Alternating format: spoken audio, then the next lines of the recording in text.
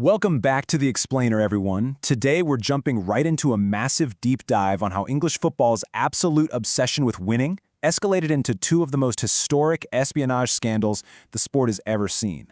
We're talking literal spies, secret dossiers, staggering fines, and completely unprecedented expulsions. Here's our quick roadmap for this deep dive. 1. The original Spygate. 2. The 70-minute defense. 3. Changing the rules. 4. History repeats. Southampton 2026. 5. The digital paper trail. And finally, 6. The ultimate price. Let's kick things off with Section 1, the original Spygate. Leeds United, 2019.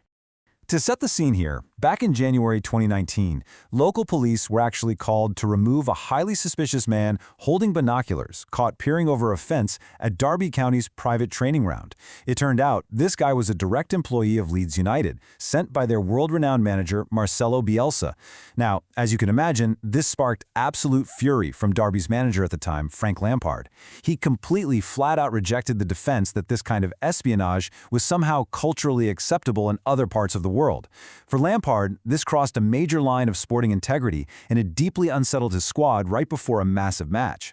So, what happens? The English Football League, the EFL, steps in and drops a hefty £200,000 fine on Leeds United. The charge was breaching a general regulation that basically required teams to act with utmost good faith. But here is the truly wild part. Marcelo Bielsa actually took full personal responsibility and paid that massive fine straight out of his own pocket.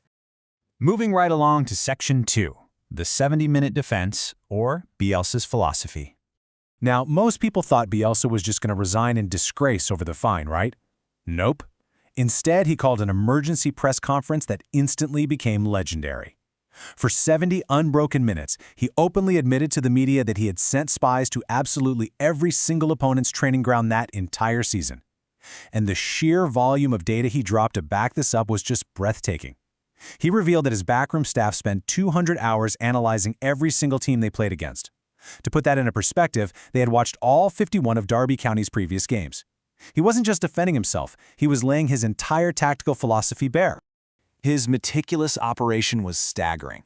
We're talking 4 hours of work just to analyze a single match, tracking the exact percentages a team played in specific formations.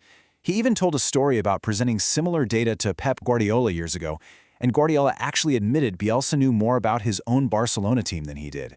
For Bielsa, gathering this granular detail, even through spying, was just a way to lower his immense pre-game anxiety. To him, it was simply, quote, professional behavior.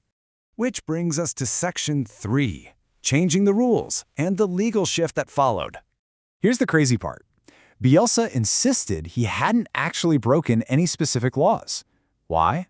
Well, because no explicit rule against watching a rival's training actually existed at the time. He had completely found a loophole. So, the EFL had to pivot. The shift was dramatic. They moved from the old standard, a vague, principles-based approach demanding utmost good faith, to a newly drafted strict rule, Regulation 127. This was a highly specific time window ban that expressly prohibited viewing an opponent's training within 72 hours of a scheduled match. So it brings us to a massive question. Where exactly is the line between extreme preparation and cheating? The rules were now crystal clear. The gray area was totally gone. Yet, as we're about to see, the fierce temptation to cross that newly drawn line absolutely remained. Let's get into Section 4, History Repeats, Southampton 2026. Fast forward to 2026, and we witness a staggering scandal involving Southampton FC and their head coach, Tanda Eckert. This wasn't just a quirky guy with binoculars in a public field anymore. Unlike the singular focus of Bielsa in 2019, the events of the 2025-2026 championship season revealed a very concerted, calculated pattern. We're talking repeated, targeted infiltration against multiple rivals, from Oxford United on Christmas Eve to Ipswich, and finally targeting Middlesbrough right before the incredibly high-stakes playoff semifinals. Section 5, the digital paper trail. So Middlesbrough complained, and the EFL's Independent Disciplinary Commission launched an investigation. What they found was what they explicitly called a contrived and determined plan. And unlike 2019, they had the digital receipts to prove it. This wasn't some public PowerPoint presentation. This was straight-up corporate espionage exposed through WhatsApp. Messages revealed exactly how junior staff and interns were actively pressured to carry out these illicit operations. The commission actually noted how deplorable it was that young staff were put under immense pressure to do things they inherently knew were wrong, all just to feed the club's obsession with gaining an edge.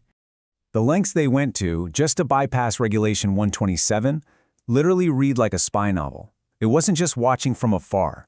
An analyst actually requested a disguise, a kit from a local National League club, Eastleigh FC, so they could infiltrate the grounds, film Ipswich's entire training session, and transmit it directly back to Southampton. It was a highly calculated operation directly authorized by Eckert. And finally, Section 6, the ultimate price. The consequence of this highly documented, undeniable rule-breaking sent absolute shockwaves through the entire English football system. Comparing these two eras side by side, the escalation from the governing bodies is stark. In 2019, vague rules led to a fine. But by 2026, with strict rules in place, undeniable digital evidence, and multiple victims, the EFL didn't just issue a financial penalty. They went for the nuclear option. The EFL completely expelled Southampton from the Championship playoff final. They literally stripped them of the chance to compete in what is widely known as the most lucrative single game in world football. The immense financial pressure of modern sports was the very thing driving this cheating in the first place, and the punishment was losing out on a match worth upwards of £200 million in television revenue. That is staggering. The ripple effects from this expulsion were completely unprecedented. Southampton fought it, of course, but they lost their appeal to the arbitration panel. Middlesbrough instantly took their spot at Wembley. Then, absolute legal chaos erupted. Hull City threatened action. Wrexham and Millwall began exploring their own legal options over playoff positioning, and simultaneously, the Football Association opened a totally separate investigation into the whole mess. Now, to be completely fair, we must note that Southampton vehemently condemned the severity of this sanction. Their chief executive argued that this historic, devastating punishment simply did not fit the nature of the rule breach, officially calling it manifestly disproportionate. So, as regulations become stricter and the financial stakes climb into the hundreds of millions, will the obsession to win always find a new, riskier way to cheat the system?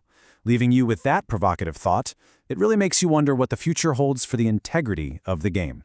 Thank you for joining this deep dive explainer on the incredible evolution of Spygate. We'll catch you next time.